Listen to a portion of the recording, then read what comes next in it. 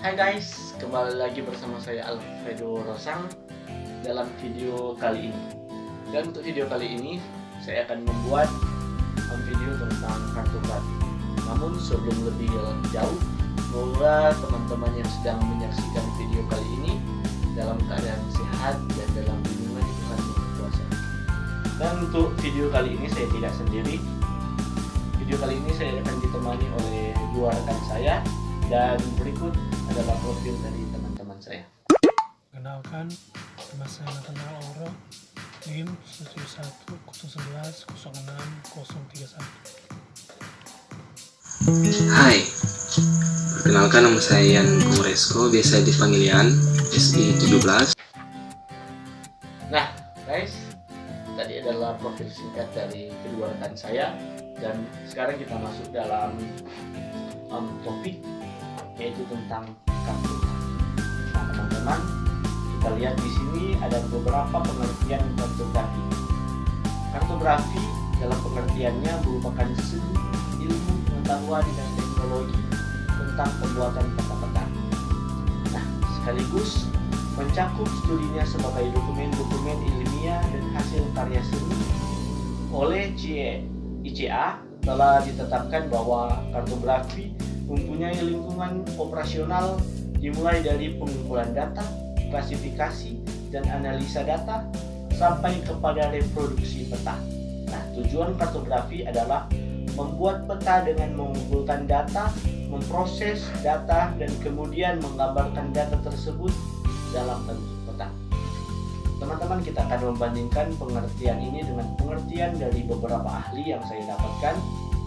Nah, di sini ada beberapa ahli yang saya dapatkan yang menjelaskan tentang apa itu kartografi. Nah, menurut Christine B, kartografi adalah ilmu disiplin yang menyatukan antara peta dan pemetaan. Kartografi menyatukan tampilan atau representasi dari dua fenomena geografi, yaitu geografi dan virtual. Nah, di sini juga ada pendapat oleh Ken pada tahun 1949. Ken menyatakan kartografi adalah ilmu yang mempelajari tentang bagaimana menyiapkan segala jenis peta dan kart, termasuk setiap kegiatan mulai dari lapangan sampai pada pencetakan akhir. Nah, di sini juga ada tanggapan atau definisi tentang Blue Taylor yang mendefinisikan kartografi sebagai organisasi presentasi, komunikasi, dan penggunaan geoinformasi dalam bentuk grafis, digital, atau format nyata. Nah, ini tadi beberapa tanggapan dari beberapa ahli tentang apa itu kartografi.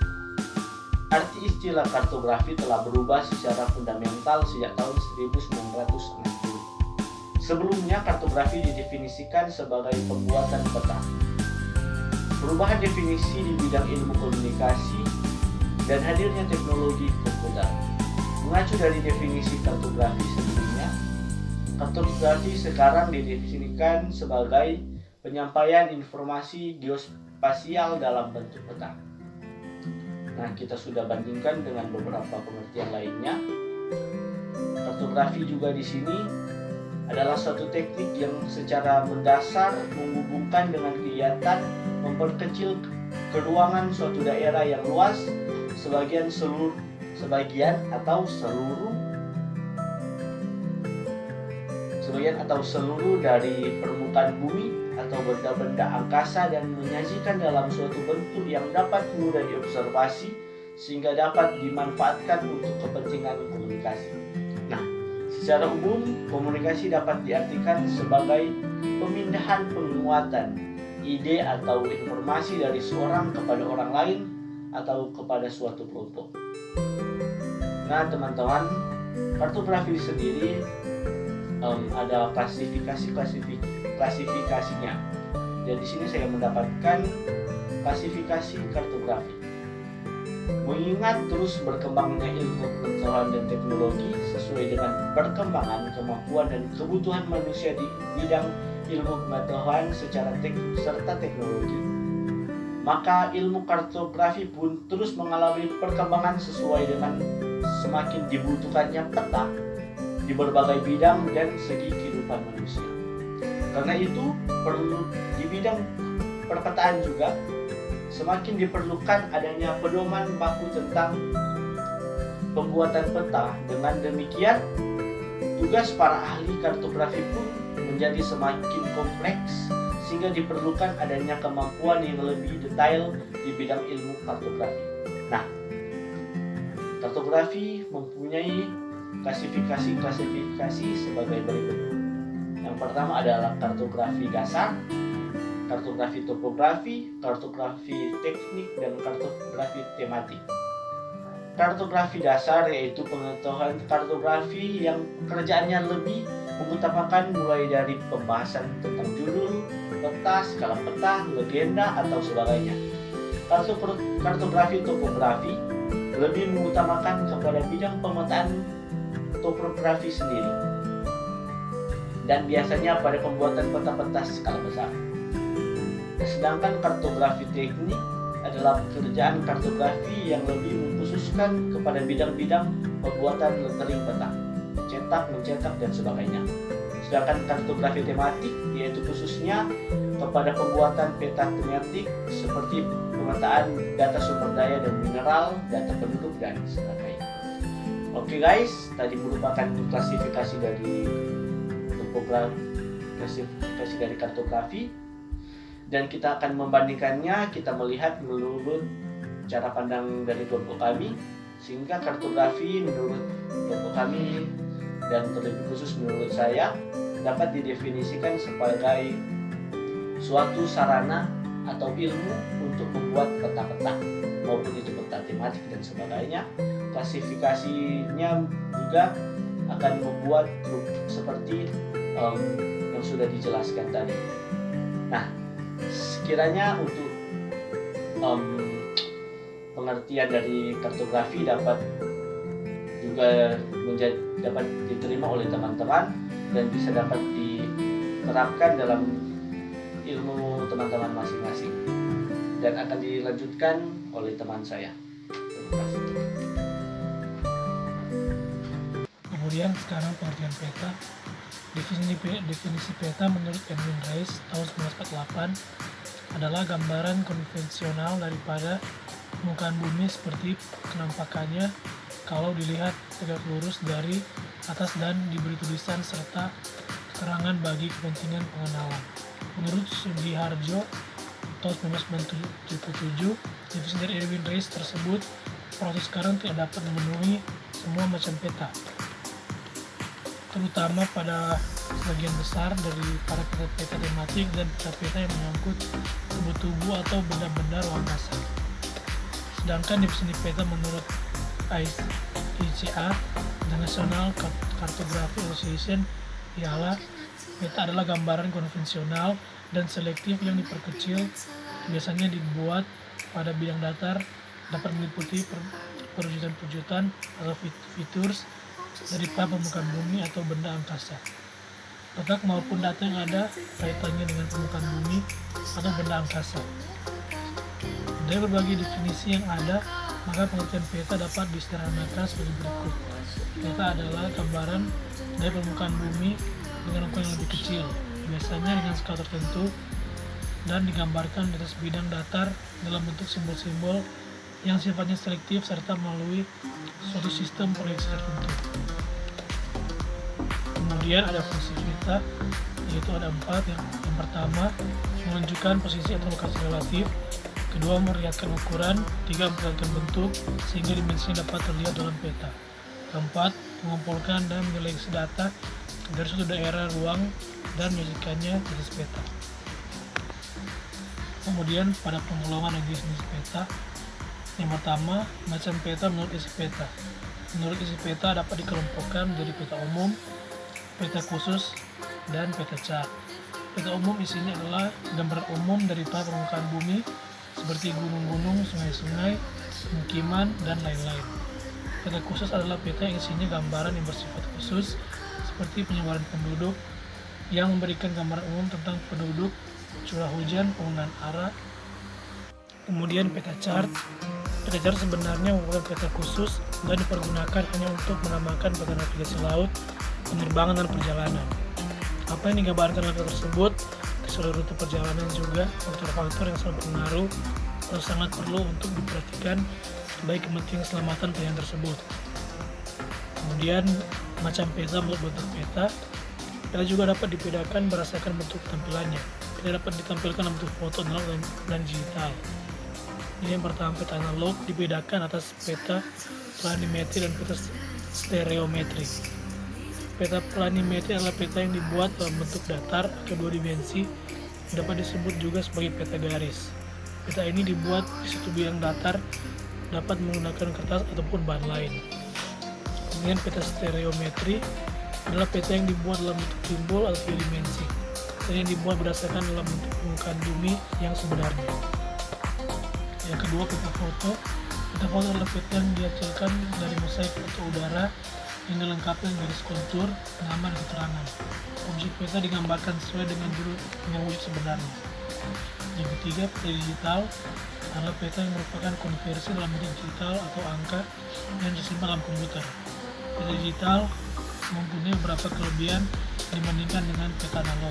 Antara lain, peta ini dibuat dengan menggunakan komputer sehingga proses pembuatannya lebih cepat dan hasilnya lebih bagus.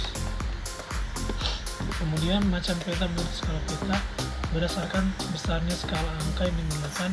Peta dapat dikelompokkan menjadi beberapa kelompok seperti berikut.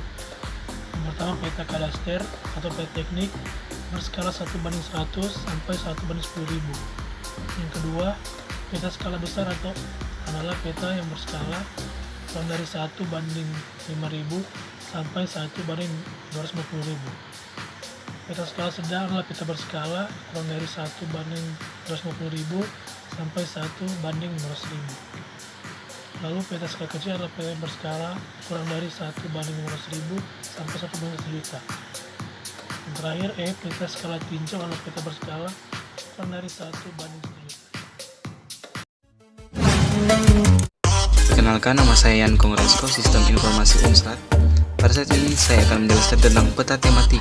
Peta tematik adalah peta yang memperhatikan informasi kualitatif dan kuantitatif dari sebuah unsur tertentu. Unsur tersebut ada hubungannya dengan topografi yang penting.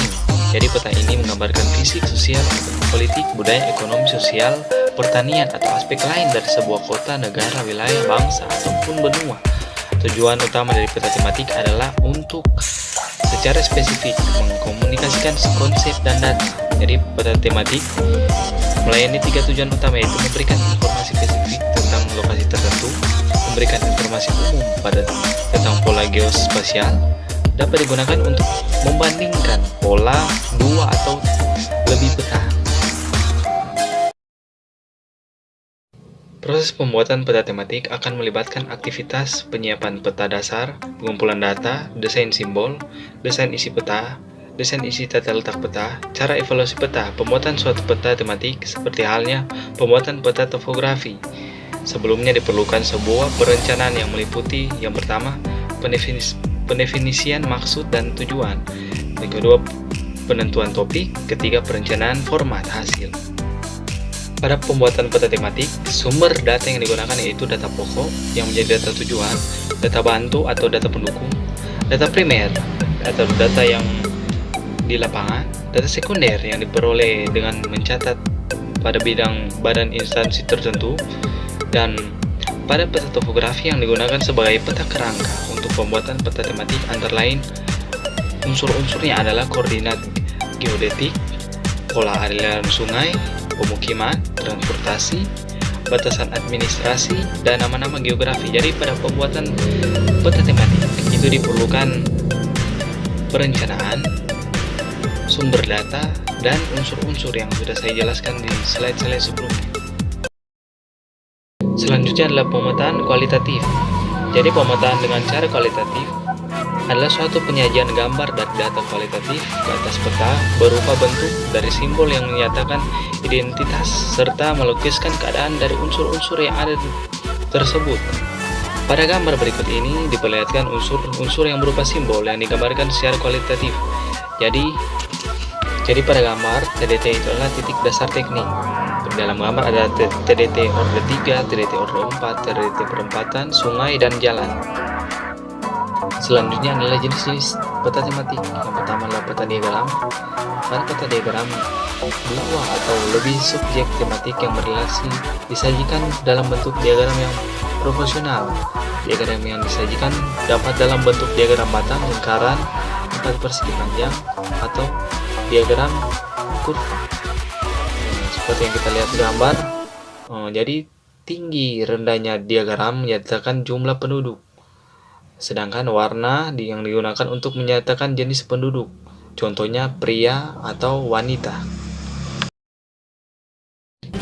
Selanjutnya peta distribusi, suatu peta tematik yang menggunakan simbol titik kuantitatif untuk menyajikan suatu data spesifik serta mempunyai kualitas yang pasti dari variabel suatu titik dalam bentuk simbol memberikan suatu nilai tertentu, sehingga jika pada suatu area di peta bersangkutan terdapat 10 titik, maka akan mengkonfirmasikan bahwa pada daerah tersebut terdapat 10 kali nilai dari titik bersangkutan. Salah satu contoh pada peta distribusi adalah peta penyebaran penduduk yang penyajian sebarnya titik dapat dibedakan atas penyebaran secara administratif dan geografis.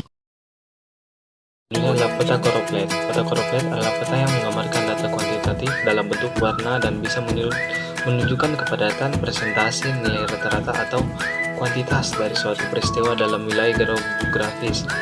Warna berurutan pada peta ini mewakili peningkatan atau penurunan nilai-nilai positif atau negatif data. Biasanya setiap warna juga memiliki rentan nilai. Peta koroplet menyajikan ringkasan distribusi kuantitatif dengan basis dieliminasi area.